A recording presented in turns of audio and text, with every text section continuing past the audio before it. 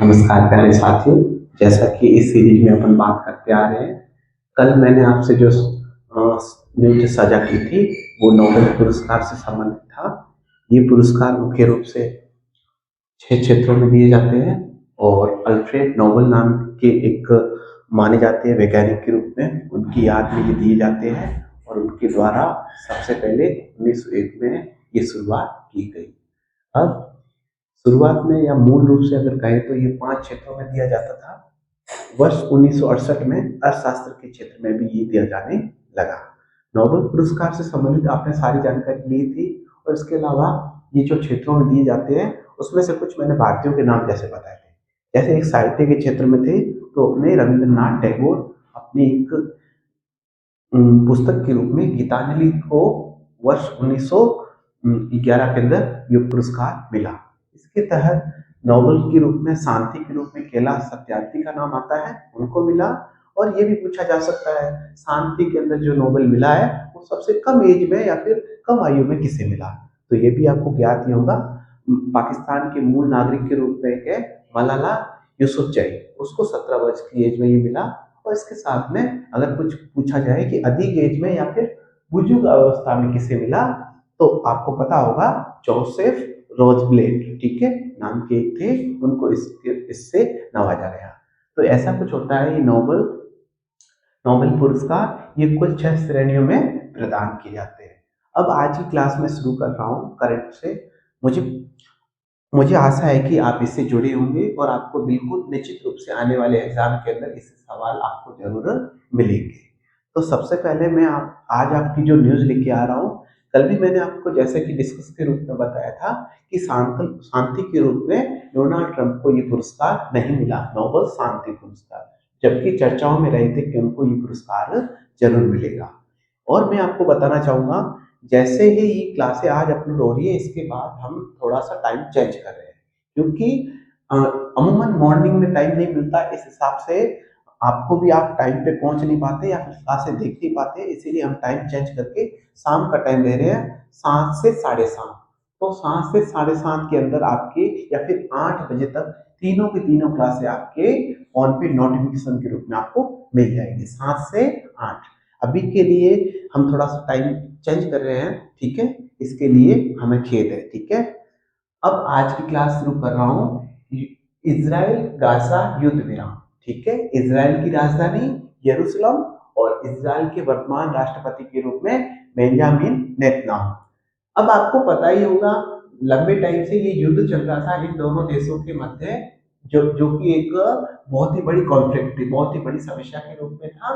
अब हाल ही के दिनों में कल की एक न्यूज है, कल की बात के से अमेरिकी राष्ट्रपति डोनाल्ड ट्रंप और विश्व के अन्य नेताओं के रूप में मिस्र की मेजबानी के साथ या फिर मिस्र में एक आयोजित एक शिखर सम्मेलन आयोजित होता है, जो कि गाजा युद्ध विराम, मतलब ये युद्ध जो लंबे टाइम चल रहा है उसको रोकने की बात की गई, तथा इसमें प्रथम चरण के हस्ताक्षर किए गए।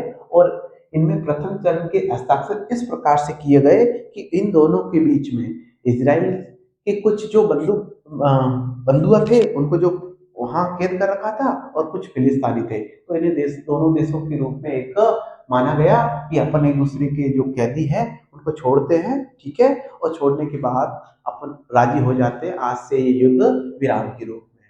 तो कुछ लोगों के यहाँ पे हस्ताक्षर रूप करवाए गए, जैसा कि डोनाल्ड ट्रंप यूएसए के राष्ट्रपति के रूप में, फिर अब्देल फतह अल सीसी मिस्र के राष्ट्रपति के रूप में, और फिर तमीम बिन हमद अल थानी जो कि आप देख पा रहे हैं कतर के अमीर के रूप में, फिर रेसेप तैयब एर्दोआन तुर्की के राष्ट्रपति के रूप में। फिर आपसे ये क्वेश्चन किया जा सकता है कि इसमें फिलिस्तीन के रूप में फिलिस्तीन देश से कौन से इस प्राधिकरण से शामिल थे, या फिर इस प्रथम चरण में किसने हस्ताक्षर किए, तो आपको पता होना चाहिए महमूद अब्बास जो फिलिस्तीनी प्राधिकरण है उसके राष्ट्रपति है, इन्होंने किया। मैंने आपको पहले ही बता दिया यह समझौता इजरायली बंधकों और फिलिस्तीनी कैदियों को रिहाई के बाद हुआ, मतलब आपस में समझौते के तहत यहाँ के कैदियों को छोड़ा गया और वहां के छोड़ा गया, और इसे ही पीस 2025 नाम दिया गया, मतलब शांति 2025 के नाम से ये गाजा इजराइल युद्ध विराम हुआ। इसके साथ ही मैं आपको बताना चाहूंगा इस न्यूज से संबंधित जो भी आपके स्टैटिक जीके के रूप में मैंने जो लिख रखा है वो भी आपकी पूरी जानकारी आपको दी जाएगी। अब मैं जो सेकंड न्यूज लेके आ रहा हूँ जिसका नाम है पीएम सेतु योजना। पीएम सेतु योजना, इस योजना या फिर ये पीएम सेतु योजना का पूरा नाम होता है प्रधानमंत्री scaling and employability transformation through upgraded ITIs. ठीक है, तो ये कुछ इसकी फुल फॉर्म रहती है। ये योजना क्या है, ये योजना किसके द्वारा प्रायोजित है, इसके बारे में अपन अब भी जानेंगे। तो आपको पता होना चाहिए पीएम सेतु योजना मुख्य रूप से जो प्रशिक्षण में, जैसे 10th पास होती है बच्चे जब व्यावसायिक क्षेत्रों में या फिर कुशल प्रशिक्षण के लिए आईटीआई का एडमिशन लेते हैं उसी के आधार पर ये है। तो इस योजना के तहत ये केंद्र प्रायोजित योजना है और इसमें बच्चों को बढ़ावा देने के लिए और आधुनिकता से जोड़ने के लिए कुछ ऐसे 5 प्रकार के संस्थाओं को विकसित किया जा रहा है जिसकी वजह से उनमें विशेष प्रकार के कौशल से युक्त कुछ विशेष प्रकार के गुण या फिर विकसित कराए जाएंगे। तो आपको पता होना चाहिए ये योजना केंद्र प्रायोजित है और इस योजना में वर्तमान में 60,000 करोड़ रुपए का निवेश किया जा रहा है। निवेश किया जा रहा है। इन निवेश से शुरू किया जाएगा और इसके बाद में ये योजना को या फिर ये आईटीआई को एकदम आधुनिकता प्रदान की जाएगी। फिर मैं आपको बताना चाहूंगा तो इसके तहत होगा क्या, तो आपको बताना चाहूंगा इसमें 1000 सरकारी आईटीआई है उसको रेखांकित किया जाएगा और देखा जाएगा कि उसमें जो कमी पेशी है या फिर आधुनिकता से जोड़ने के लिए जो भी प्रयोग किए जाएंगे वो सब करके आधुनिकता में एक ट्रेनिंग इंस्टीट्यूट के रूप में बदला जाएगा। फिर ये योजना मुख्य रूप से हब एंड स्पोक मॉडल पे आधारित है।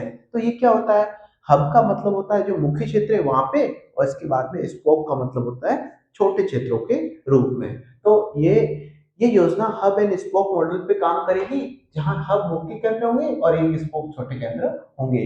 फिर इस योजना के तहत पूरे देश के अंदर 5 नेशनल ऐसे इंस्टीट्यूट विकसित किए जा रहे हैं जिसकी वजह से skill training institute of excellence के रूप में विकसित किया जाएगा जिसके तहत इन सभी को आपस में कनेक्ट किया जाएगा।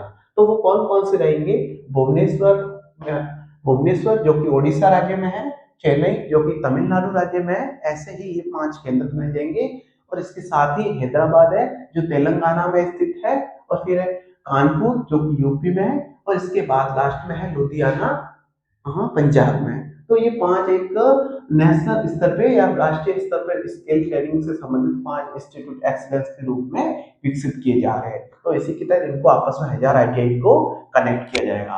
फिर मैं आपको बताना चाहूंगा ग्लोबल स्केलिंग कोलैबोरेशन, मतलब इस तरह से इस पांचों जो संस्थाएं विकसित की जा रही है और 1000 आईटीआई को आपस में अंतरराष्ट्रीय माध्यम से एक दूसरे से कोलैबोरेट करा जाएगा, मतलब जोड़ा जाएगा, जिसके माध्यम से उनमें एक साझेदारी के रूप में उनमें अच्छे गुणों का या फिर अच्छे व्यावसायिक गुण उनमें आ सके। किसमें, आईटीआई के विद्यार्थियों में, आईटीआई के छात्रों में। तो अब ये पूछा जा सकता है पीएम सेतु योजना के तहत कौन कौन सी संस्थाएं हैं जो आगे आई है फाइनेंस या वित्तीय रूप से। तो आपको पता होना चाहिए विश्व बैंक और एशियन डेवलपमेंट बैंक, ये दोनों बैंक आगे आए हैं और इसको रीफाइनेंस के रूप में, मतलब रीफाइनेंसिंग की जैसे एक प्रक्रिया से गुजर के इनको फंड मिलाया जाएगा या फिर इनको ये सपोर्ट दिया गया है। फिर आपको पता होना चाहिए पहला चरण पटना और दरभंगा के आईटीआई से शुरू होगा और मॉडल तैयार करके एक हब के रूप में पूरे देश के अंदर इसको लागू किया जाएगा। अभी जैसा कि मैंने आपके सामने 2 न्यूज साझा की है, इससे संबंधित जो भी आपके स्टैटिक जीके है उसके लिए मैं आपको बताना चाहूंगा। सबसे पहले अमेरिका है जो कि यूएसए, संयुक्त राज्य अमेरिका से कौन है, डोनाल्ड ट्रंप, इन ये चर्चाएं में है। तो अब आपको पता रहना चाहिए कि अमेरिका उत्तरी अमेरिका महाद्वीप में स्थित एक देश है जिसके राष्ट्रपति डोनाल्ड ट्रंप हैं और अमेरिका की राजधानी वॉशिंगटन डीसी है। फिर इसके साथ अगला देश जैसा कि मिस्र, इजिप्ट, जहां पर ये पीस 2025 संपन्न हुआ या फिर आयोजित हुआ, उसका नाम है देश का मिस्र। मिस्र की राजधानी है काहिरा और ये एशिया महाद्वीप में स्थित है। फिर अपन का जो तीसरे देश के रूप में कतर देख सकते हैं जिसकी राजधानी दोहा है और ये भी एशिया महाद्वीप में स्थित है। एशिया महाद्वीप विश्व के 7 महाद्वीपों में सबसे ज्यादा क्षेत्रफल के आधार पे सबसे बड़ा महाद्वीप है। फिर अगला देश आता है तुर्की, जिसकी राजधानी अंकारा है और जो महाद्वीप में स्थित है। ये यूरोप प्लस एशिया, जैसे ही भारत का एक सॉरी विश्व का एक बड़ा देश है रूस, जो यूरेशिया के नाम से जाना जाता है, जो यूरोप और एशिया के अंदर विकसित है, मतलब फैला हुआ है उसका क्षेत्रफल। उसी प्रकार तुर्की का दो महाद्वीपों के अंदर इसका क्षेत्रफल या फिर इसकी भौगोलिक सीमा रहती है। फिर है फिलिस्तीन। फिलिस्तीन जो कि मैंने आपको बताया था, फिलिस्तीन का बहुत ही महत्वपूर्ण प्रश्न है। इस पीस 2025 में फिलिस्तीन की तरफ से किसने हस्ताक्षर किए इस पहले चरण पे? तो महमूद अब्बास। अब इसके बारे में आपको जानकारी दी जा रही है कि फिलिस्तीन की राजधानी पूर्वी यरूशलेम है और ये भी एशिया महाद्वीप का एक देश है। फिर मैंने आपको बताया था इस पूरी पीएम सेतु योजना से संबंधित दो फाइनेंसिंग के लिए या वित्तीय सहायता के लिए दो संस्थाएं आगे आई है, जिन संस्थाओं के बारे में आपको बताना चाहूंगा। वर्ल्ड बैंक, ठीक है, वर्ल्ड बैंक और एशियन डेवलपमेंट बैंक, इन दोनों बैंक जो आगे आई है और इनके ही सहयोग से, इन्हीं के सहयोग से वित्तीय प्रावधान किए जाएंगे। तो सबसे पहले मैं इसके बारे में बताना चाहूंगा। विश्व बैंक जुलाई 1944 में इसकी स्थापना होती है, जिसका मुख्यालय वॉशिंगटन डीसी है। तो आपको पता होना चाहिए विश्व बैंक की जो स्थापना हुई, विश्व बैंक की जो स्थापना हुई वो ब्रेटन वुड्स सम्मेलन के दौरान हुई। अब आप एक यूपीपीसीएस के रूप में अभी 12 अक्टूबर को एक एग्जाम हुआ है, उसी एग्जाम के अंदर ये पूछा गया था कि विश्व बैंक और आईएमएफ, अंतरराष्ट्रीय अंतरराष्ट्रीय मॉनेटरी फंड, अंतरराष्ट्रीय मुद्रा बैंक के रूप में आईएमएफ था, ये दोनों ब्रेटन वुड्स सम्मेलन के दौरान एक जुड़वा संतान के रूप में माने जाते हैं। तो यही प्रश्न आया है, विश्व बैंक और आईएमएफ दोनों क्या है? ब्रेटन वुड्स सम्मेलन की दोनों जुड़वा संतानें हैं, जो कि यूपीपीसीएस के एग्जाम में अभी हाल ही में 12 अक्टूबर को पूछा गया एक सवाल है। फिर है एशियन डेवलपमेंट बैंक, जिसका मुख्यालय मनीला फिलीपींस में है और इसकी स्थापना 19 दिसंबर 1966 में हुई। इसके साथ ही ये आज की न्यूज मुझे लगता है आपको काफी अच्छी लगी होगी, ठीक है। आप अपने अड़ोस पड़ोस में इस न्यूज को अच्छे से दिखाइएगा, पढ़ने वाले छात्रों को इसमें जोड़िएगा। आज के लिए इतना ही, फिर कल के लिए एक और नई न्यूज के साथ, नई एनर्जी के साथ अपन जुड़ेंगे। नमस्कार, थैंक यू।